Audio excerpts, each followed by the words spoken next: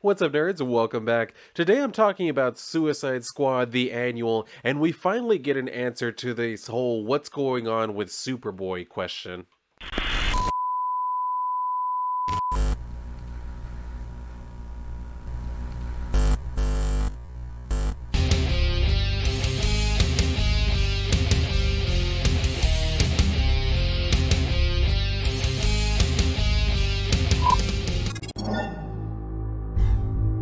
Alright, so if you remember, what was going on was the team was on Earth 3, and then all of a sudden something was happening with Superboy where Waller was saying he needed to get his medicine or whatever, so she sent them to another Earth to go and locate what they needed for him, so that way he could get back to feeling normal. So when they were on their way to do that, they actually encountered the other Superboy, the one that we all recognize from the 90s with the leather jacket and everything. They encountered him and he wanted to know who are they? So that's where we left off on that, and we're actually starting out here finding out about another team member who we haven't seen in a while, which was Flagg. If you'll remember when the very first issue I think it was of Suicide Squad came out, or the new series of Suicide Squad came out, Flagg was telling Waller that she had some sort of new plan that was going too far and everything, and he was going to stop her. But then she tased him, threw him in a cell, and that was where he was until Red X came along and opened the jail cells and let everybody else except Flagg out. And then during the chaos, somebody opened a Flagg's cell and he got out. So that's where we're picking up. Where basically he's saying yeah, he never really trusted Waller and everything, and we get this flashback where he was trying to lead his team and actually be a leader to them, and she's over there kind of chiding him, do you really believe in all of these ideals that you're trying to sell to them? And he's trying to tell them look, it's different for you. You get to be up here just playing the eyes of everything and just always giving us the orders. I actually have to be out there with them, risking my life with them. So I actually have to act like a leader to them. So he's going to go ahead and go with them. He says, see, I knew you'd understand once you saw things my way. So she says, stop, Brainiac. Bring back the item in that crypt. Those are your orders. He says, you know what, Waller? I think you and I are going to be great friends. So that wasn't how it turned out. But anyway, he says, hell, the squad has always been personal for me too. But something has changed, Waller. The squad has become the means and the end to her. She is building a Justice League of her own, which she's done before, and she is going to take them to use, or she's going to use them to take over the world. When I found all this out, I confronted her, and she threw me in prison. She could have killed me, but she didn't. Her first mistake in years. So this is where he's kind of recapping, like I said, that during all of the confusion or whatever, he got let out because she made the other mistake of bringing Red X in and everything. So he says, I've studied every corner of Bel Rev. I know every blind spot in this hellhole. So now I'm free. With only one mission now. Stop Waller. Because it's no longer personal for her. It's madness. So that's where we're seeing the other, scientist or whatever, who Waller's kind of been pressuring to help her and shit. She's also talking to her. And she's saying, are you out of your mind? She says, I'm fine, Dr. Rodriguez. In fact, I've never been more in my right mind in my entire life. Hell, I feel like Goldilocks. This Earth is just right. She says, and I've almost assembled the perfect team to get rid of all of Earth 3's pesky little bears. So this is where she's telling her, I can't do this and everything. She's just cracking under the pressure.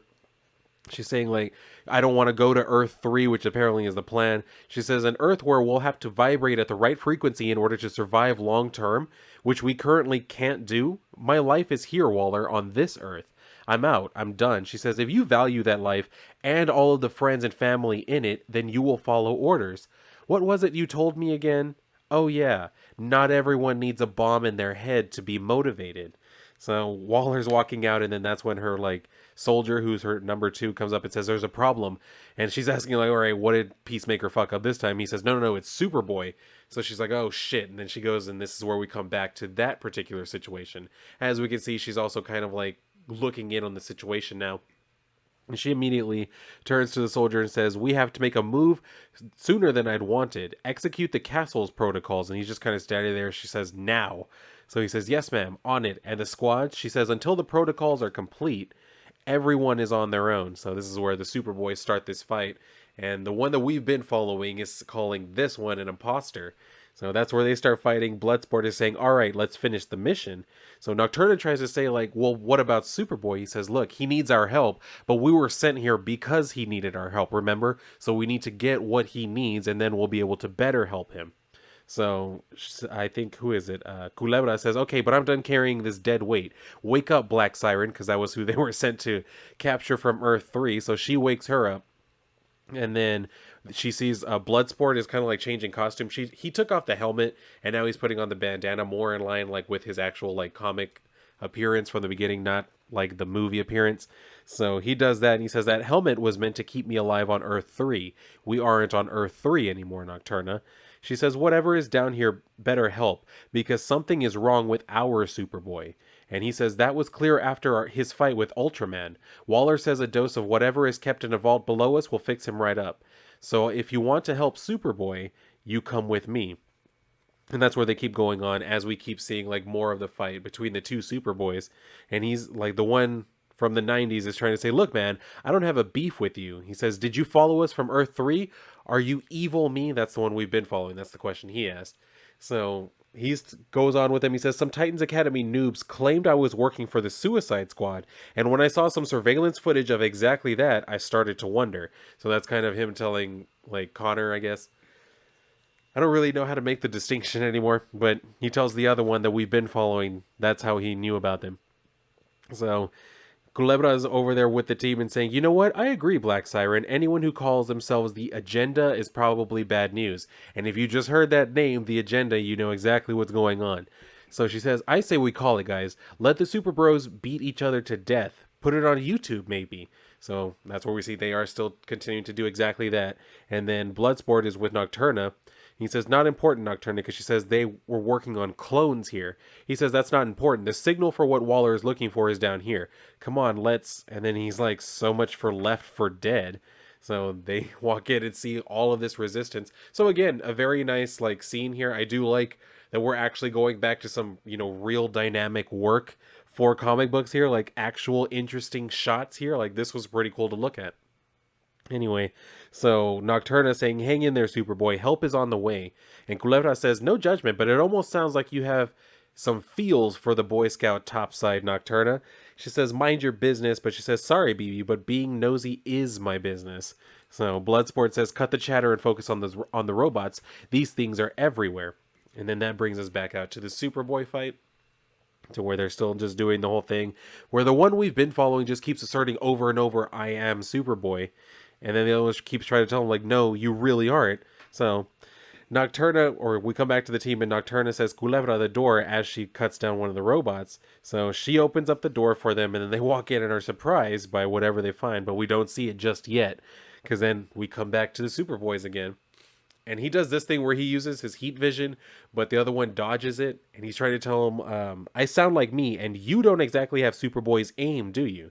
So he just kind of stands there and he's like, actually, now I know for sure that you're just an imposter. He said, because the thing is, you thought that I missed, but the fact of the matter is, I hit what I was actually aiming at. He said, you fell for the oldest trick in the book. So he starts trying to fly at him, but then the building topples over on him. So like he said, it did work. Anyway, so he comes over, he says, I don't know how, and I don't know why, but Amanda Waller clearly wanted Superboy on the Suicide Squad. She knew I'd never join, and she also knew that if she tried to kidnap me, there'd be hell to pay. Since I was out of the question, instead of the real Superboy, Waller found the perfect match. So that's who this actually is. It's Match, which was a Superboy clone. Basically, he's like the Bizarro Superboy. So that is a thing that happened back in the day, and they've brought him back in this way. I wasn't really like expecting that to be what they were going for here. I probably should have expected it at some point, but it wasn't until we saw the other Superboy that I was like, what is actually going on? So now that we've seen that, I'm like, yeah, that does make sense, I suppose. So we come back inside to the rest of the team, and they have more robots like surrounding them or whatever. And so Bloodsport throws a gun to Talon, tells him to shoot anything that looks robotic, and then he says that he can't summon any more weapons because Bell Rev isn't responding or whatever. So then he asks if anyone has any questions, she says, or if anyone has anything to say.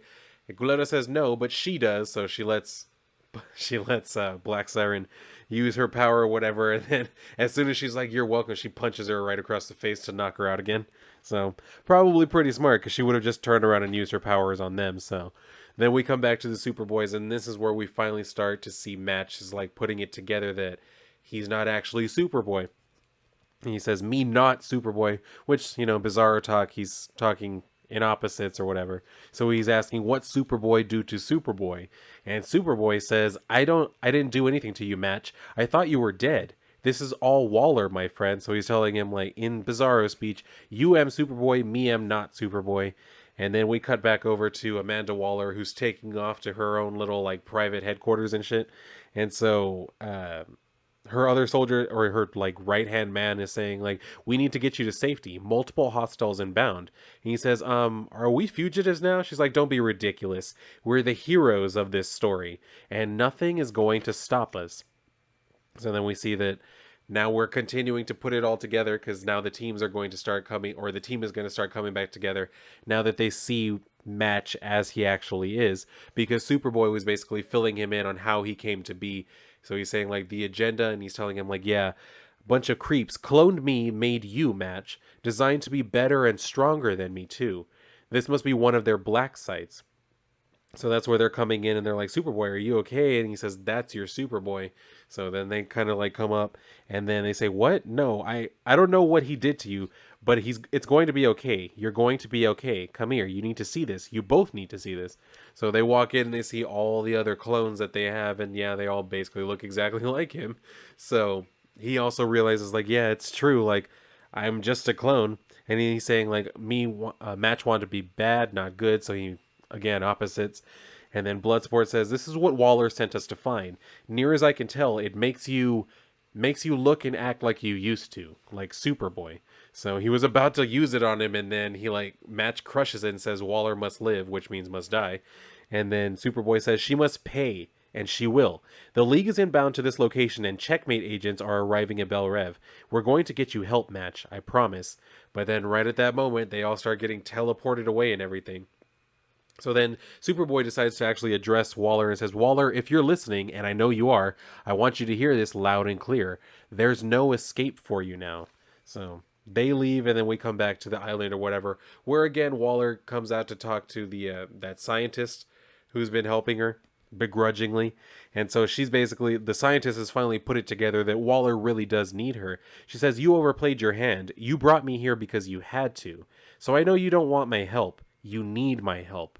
She says, get your detail off my family and friends now, or just kill us all now and get it over with. I don't have time for you to sulk, because that's what Waller told her when she first came out. So then we come over to this very frustrating page. And the reason why I say frustrating is because if you look at Superboy's clothes, they are not the same in any of the times that he's drawn. So, I mean, for one thing, he doesn't match the rest of the book, because look at the S logo on his chest. In the rest of the book, the S logo was gone, right? But the shirt is still ripped up until you come over to here, and the shirt doesn't even appear even remotely messed up. So it's like, is the shirt regenerating or something? Anyway, Bloodsport is saying Waller filled matchup with Superboy's memories, made him believe he was the good guy. So Nocturne is saying that's the thing, he believed, and so did we. He was the real deal, which means we have to get him to believe again. And Bloodsport is asking him, like, what good will that do? She says, because the real deal Superboy could get us the hell off this rock. So that's why they're going to try and use as, like, their escape plan or whatever. So we cut back over to Waller, who's telling, like, the scientist, like, all right, I took the protective detail, or the people who were following your family and friends. It's done. Like, I took them off. And then she's saying, he's stable, but I don't think that toothpaste is going back in the tube, because Waller asked about Superboy. She says, he knows who he is now, what he is. And so Waller is saying, how were his readings in his fight with the real Superboy? She says, same as with Ultraman, off the charts. She says, then that's all that matters. He may not be Superman or Superboy, but he is ours. So then we come back over to Flagg, who is carrying on with his own individual mission. And he's saying, if I'm going to stop Waller, I'm going to need a squad of my own. So he comes up to this thing, and as you can see, he's just walking up to what appears to just be a rock, but it's actually a very sophisticated piece of technology that conducts a retinal scan on him and lets him in. And he says, but there's still a few wayward types slinking around the dark corners of the world. All I need is one to get started. So he walks into this like black site or whatever, and he says, and I have just the maniac in mind to rattle Waller. Waller disappeared, but I'm going to find her and make her take a good long look in the mirror. So this is where we see he's coming to talk to Mirror Master. So he says, "Hello, Scudder." And then he's saying, "My friends call me Mirror Master, Flagg. I know this drill. I work for you or you blow my head off. To be honest, I'm a bit hurt they sent a flunky like you to recruit me into the Suicide Squad. Waller couldn't come in person. He says, I'm not here to ask you to join Waller, Mirror Master. I need your help to hunt her down. This is your invitation to the new Task Force X. You join and help, your prison sentence is reduced. No neck bombs. You have a choice here, and I have a mole inside the squad that says we still have a shot at taking Waller down." To which Mirror Master asks, "You have someone planted inside Waller's group? Who?" And who indeed? So apparently it's going to be Talon who is going to be betraying them. And then, yeah, there's this thing where we see the little thing with Ambush Bug down there. So they have that issue. I picked it up. I haven't actually read it yet, which is like the latest issue. I think it's Suicide Squad, 7? So he's on the cover of it too. So I don't know what's actually going on with that just yet. I'm going to go read it here in a little bit. But I wanted to talk about this annual first because I figured, well, this is the bridging thing. And then we finally found out what's going on with Superboy. And then now we also see that, because I mean, we've seen for a while that Talon kind of had his own thing going on where he is kind of putting on an act with this whole who thing, where he just keeps repeating that over and over. He's shown a few times he's capable of talking. So he has his mental faculties. Just for whatever reason, he's playing his own long con. We haven't found out just why yet. So we'll find out at some point. I don't know if it's because he's been connected with Flagg like the entire time. I don't know. We'll see with that. Because apparently, like I said, from what we just found out here at the end, he's the mole on Waller's team. So we'll see how that actually plays out and how his motivations factor into whatever's going on, I guess, with Flagg. But yeah, we'll see what comes from that. So if anybody out there picked this up and had the chance to read it, do feel free to let me know. As you can see, I picked up the ridiculously expensive variant cover, $7 for this. Granted, the only reason I got it is because it has like the two Superboys, and as I've said before, like I love this Superboy design, like the top one on top. I've loved that design since the first time I ever saw it. So for that reason alone, I was willing to like go ahead and pick it up. And then the story inside was actually, you know what, at least entertaining enough. The art was good enough that I was like, all right, you know, it was a good story. So we'll see what comes from that. I'm actually excited to see what comes from that because it seems like they're trying to put a little bit more effort into their Suicide Squad books now than anything else. I don't know if that's just kind of like a holdover from them trying really hard to get like the Suicide Squad, the James Gunn one, to really take off with people, but it doesn't really seem to have done that. So I don't know. If nothing else, at least the books are good. So there's that, if nothing else. But yeah, like I said, if anybody out there has read it, do feel free to let me know what you think about it. Where do you think this story is going to go? And yeah, that's going to do it for me here. So if you enjoyed this video, then definitely like the video, subscribe, and make sure you are still subscribed. And if you would like, then go ahead and share the video out with all your friends. But if you're done here, then go and read a book, possibly that one. And if not, then I'll see you on my next video.